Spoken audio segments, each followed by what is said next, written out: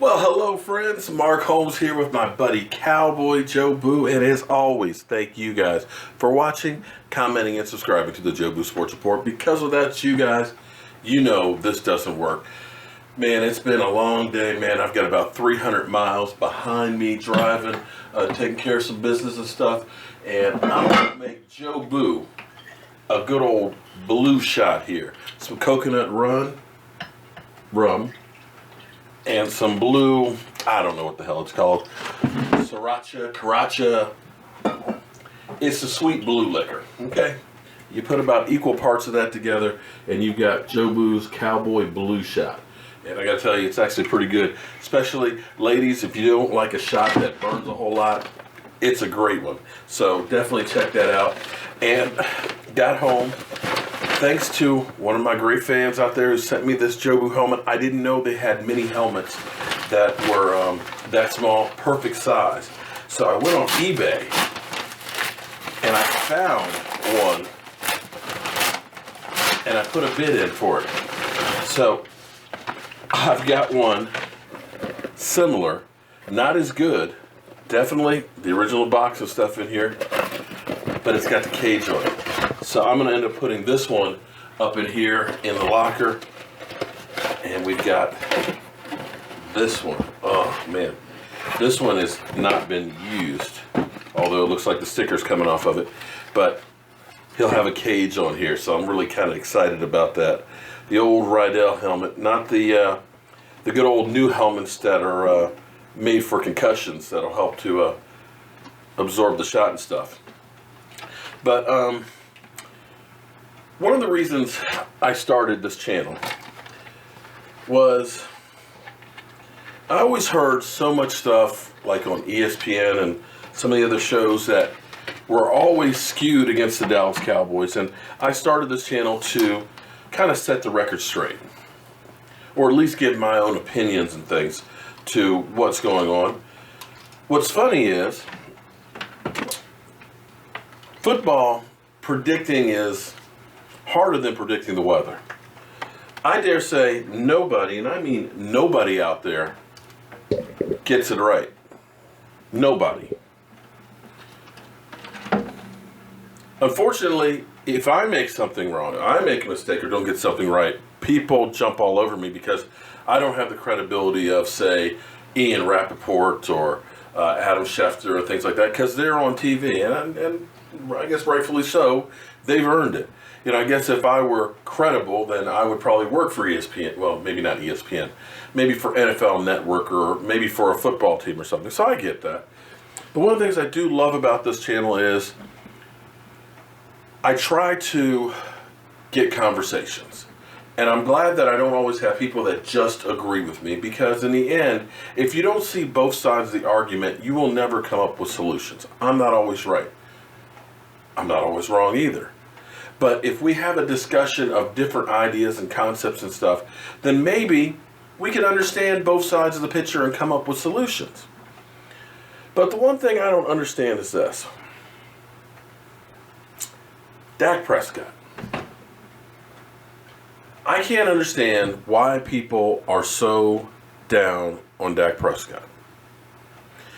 Whenever I say anything about Dak Prescott, all I hear is, you're just a Dak lover. You just like Dak Prescott because he was wearing a Jobu t-shirt one time. Well, yeah, I definitely like that. That was actually pretty cool that that Dak Prescott was wearing a Jobu t-shirt. But I believed in Dak long before that. I believed in Dak before he got into the NFL. And I'm trying to understand how a guy who has 22 wins in his first 2 seasons, something that Tony Romo only did once in his career, is thought of as so awful. You can go through the numbers and things and people still say he sucks. Dak is an average quarterback, you know? If he was a good quarterback, he would have been drafted in the first round like Paxton Lynch. Oh, I'm sorry. Paxton Lynch didn't do too well, did he? Or guys like Jamaris Russell, you know? #1 pick in the draft, you know? It doesn't necessarily matter where you get drafted. It's just that you get the opportunity, because Tony Romo went undrafted. Tom Brady went in the 6th round. Kirk Cousins, who just got a mega deal, 4th round. But yet, so many people are down on Dak Prescott. And I'm trying to understand that. Now I don't normally agree with Colin Cowherd. But I'm going to play this clip from him about Dak Prescott and about the hatred of Dak Prescott. If he gets taken down, hey, he gets taken down. But I think we definitely... I don't understand the negativity around Dak Prescott, the Dallas Cowboy quarterback. I just don't get it. Yesterday, Stephen Jones, son of Jerry, came out, and he basically, I don't need to play the audio, but he compared Dak to Aikman. He said he's a little bit more like Aikman than Tony Romo. He wants precise routes into the pocket, and it was kind of a shot at Des Bryant, like actually run precise routes. But when I read that, I thought to myself, oh my God, the negativity when you compare Troy Aikman, an all-time top 10 great, and Dak Prescott. Forget the fact that Dak's had 22 wins in 2 years with major distractions. Zeke, Dez, Jerry Jones, league stuff. But I've said this before. We have an image of people based on, if I say to you, here's a guy, he's from Harvard, you automatically think, oh, he went to Harvard. He's super smart, very successful. Or you say, this guy's a doctor.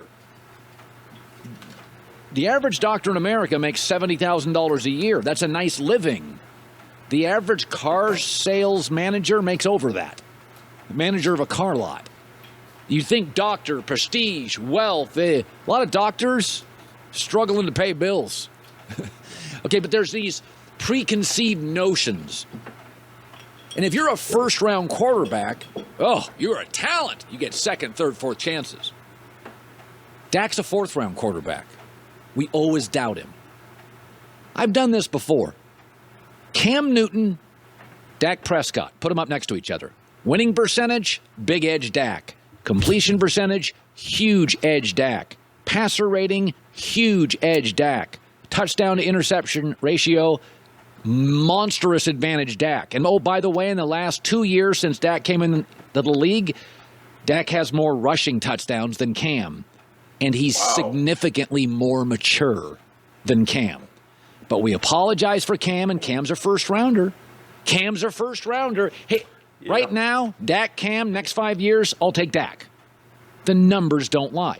But I know what you're saying, Colin. You don't like Cam. You're anti-Cam. You're not into Cam. True. Okay. I don't believe that to be true. I think the numbers are true. But you know what I'll do? Go by the numbers.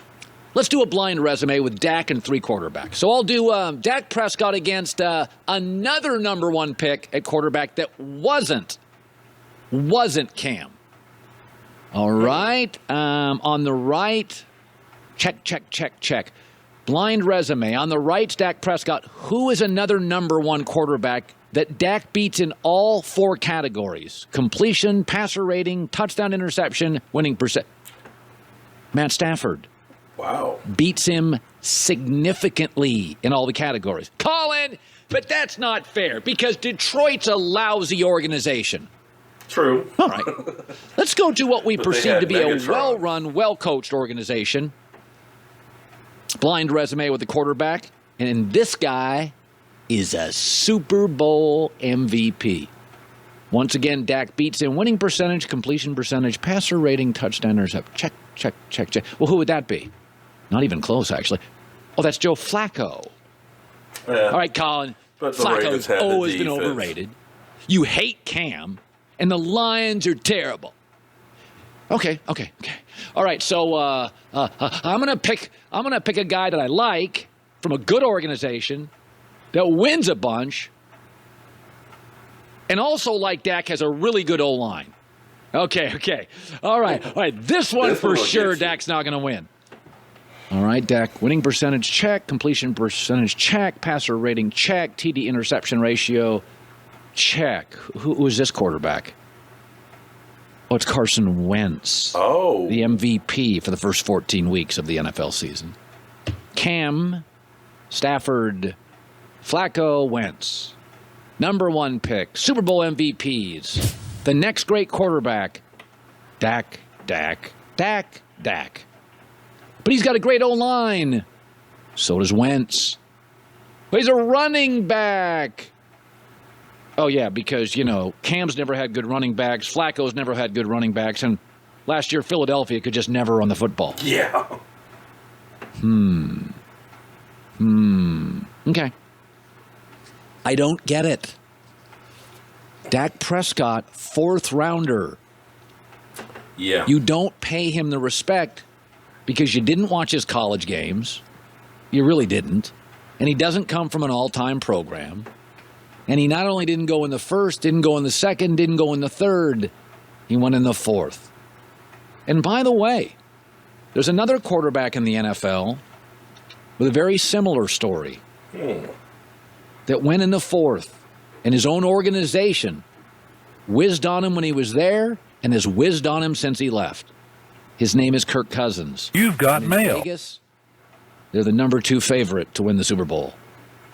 Dak can win a Super Bowl. Dak may win a Super Bowl. Data, numbers, blind resume. Dak's the real deal and only getting better.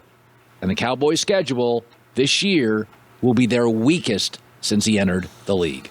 Thanks for watching. Yeah.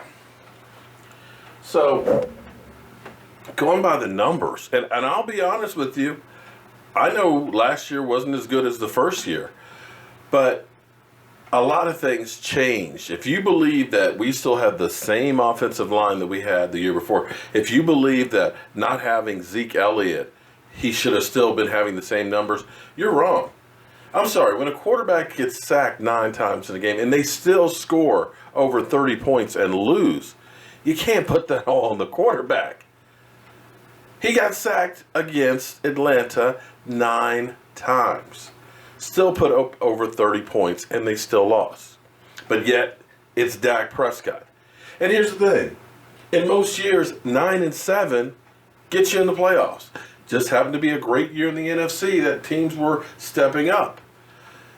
So the fact that he's only been here 2 years, he's already done something Tony Romo has only done once in his career, which is have back-to-back winning seasons and 22 wins in 2 years. Let's keep in mind that Tony Romo sat for 5 years behind Drew Bledsoe learning the game.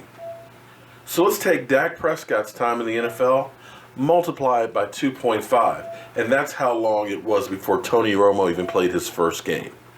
Now, I don't know what you guys have against Dak Prescott, but I'll take him over $30 million a year for Kirk Cousins. And Dak is the real deal. So, keep hating, I guess. I'm sure that the numbers against those guys still won't mean anything to you. I guess I'm just talking to a brick wall, but I believe in Dak, and I'm going to still stay on the Dak train. I'm Mark Holmes. This is Cowboy Jobu, and thank you guys for watching the Jobu Sports Report. I'll see you guys soon. Oh, one thing. Be sure to tune in tomorrow night. Tomorrow night, we're going to be taking it up another notch during our live stream. We're going to be having John as well as Irvin both in here in the studio giving us their mock draft, and we're going to actually show you a different set here in the Jobu Sports Cave. So be sure to come in, check us out, and be part of it. We'll actually go for an hour and a half tomorrow. I'm Mark Holmes. This is Cowboy Jobu with his new Dallas Cowboy helmet, and I'll see you soon. Hello friends, Cowboy Jobu here with an unsolicited opinion on the Jobu wings. You were saying about the wings? The wings are the best I've ever had. Hands down. Awesome. Okay, well, we've been passing out our recipe. If you actually look on our YouTube channel, we have all the recipes for all this stuff on here. With the women, with the ladies. You know that. Okay, slide in a little bit here. Okay, all right, so on 3. Jay, get in there, man. Okay, we're gonna do How About Them Cowboys. Okay? All right, everybody, on 3, How About Them Cowboys?